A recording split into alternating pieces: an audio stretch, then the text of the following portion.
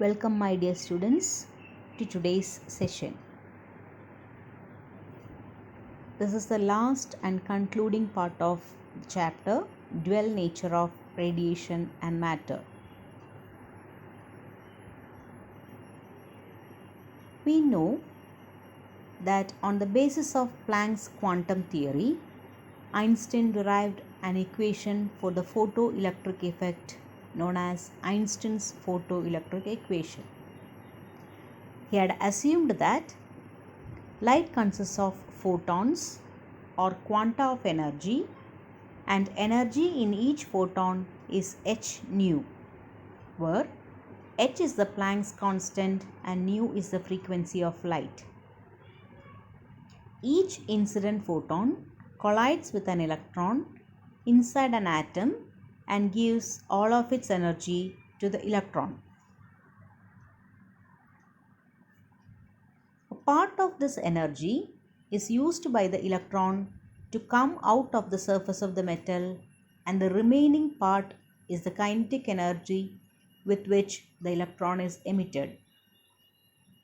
The minimum energy required by an electron to come out of the surface of the metal is called the photoelectric work function, denoted by phi naught.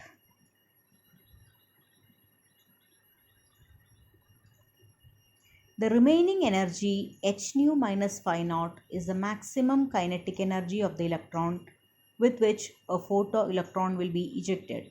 Thus, the maximum kinetic energy of the electron equals energy of the photon minus work function.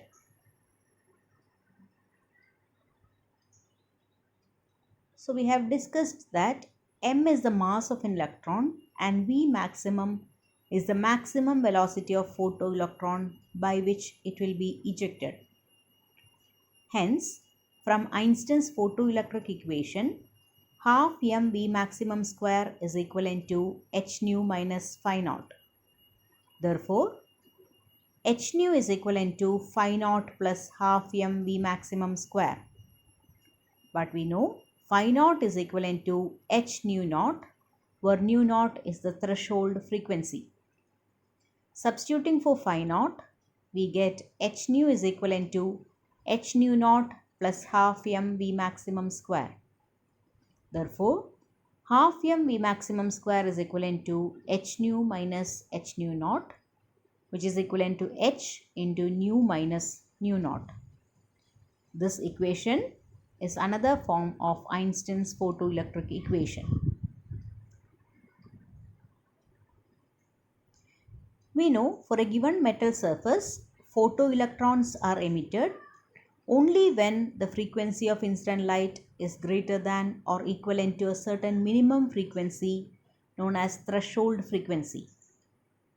The threshold frequency is different for different substances. From Einstein's photoelectric equation, half mv maximum square is equivalent to h into nu minus nu naught.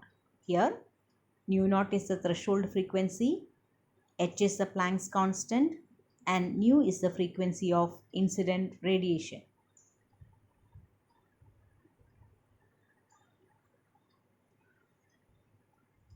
So from this, we can make a conclusion that kinetic energy is always a non-negative quantity, or it is either positive or zero.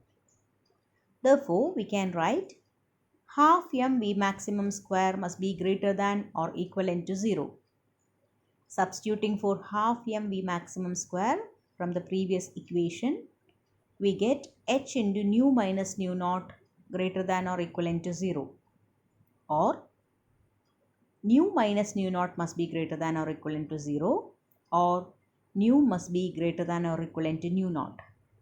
That is, the frequency of incident radiation must be greater than or equivalent to the threshold frequency so that the electron gets ejected out. So this equation indicates that for the photoelectric effect, the frequency of incident radiation or the incident photon should be greater or equal to the threshold frequency. the attractive force acting on probable photoelectrons in different atoms will be different. Therefore, the threshold frequency is different for different substances.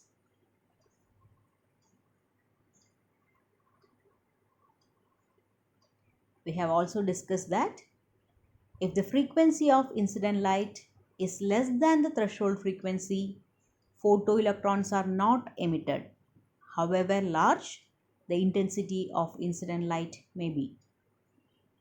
The number of photoelectrons emitted per second is directly proportional to the intensity of incident light. Thus, photoelectric current is directly proportional to the intensity of incident light. If the intensity of light is more, the number of incident photons on the surface are more.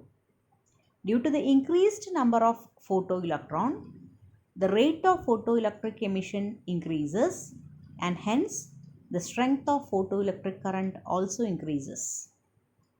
Thus, we can conclude that the photoelectric effect or the photoelectric current is directly proportional to the intensity of incident radiation. We have already discussed Einstein's photoelectric equation, according to which half mv maximum square is equivalent to h into nu minus nu naught. This equation does not contain the term of intensity. Thus, we can say that maximum kinetic energy of the photoelectron is independent of the intensity of incident radiation, but it depends upon the frequency of incident radiation. This equation also indicates that maximum kinetic energy of the electron depends upon the frequency of incident radiation, and if the frequency of incident radiation is increased, kinetic energy of photoelectron also gets increased.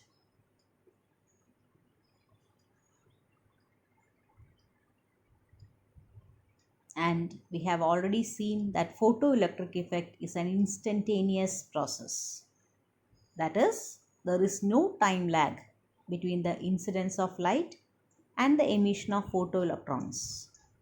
Or, in other words, the surface begins to emit photoelectrons as soon as the light falls on it. Also, the emission of photoelectrons stops the moment the incident light is cut off. When the radiation is incident on the photo-emitting surface, at that instant, the whole energy of the photon is transferred to a single electron in one go. Thus, the electron gets emitted without any time lag, and the photoelectric effect is an instantaneous process.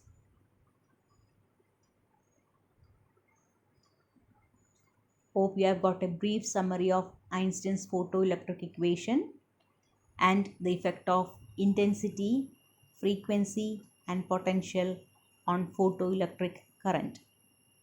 So just go through this conclusion part and read the chapter thoroughly. Thank you, dear students.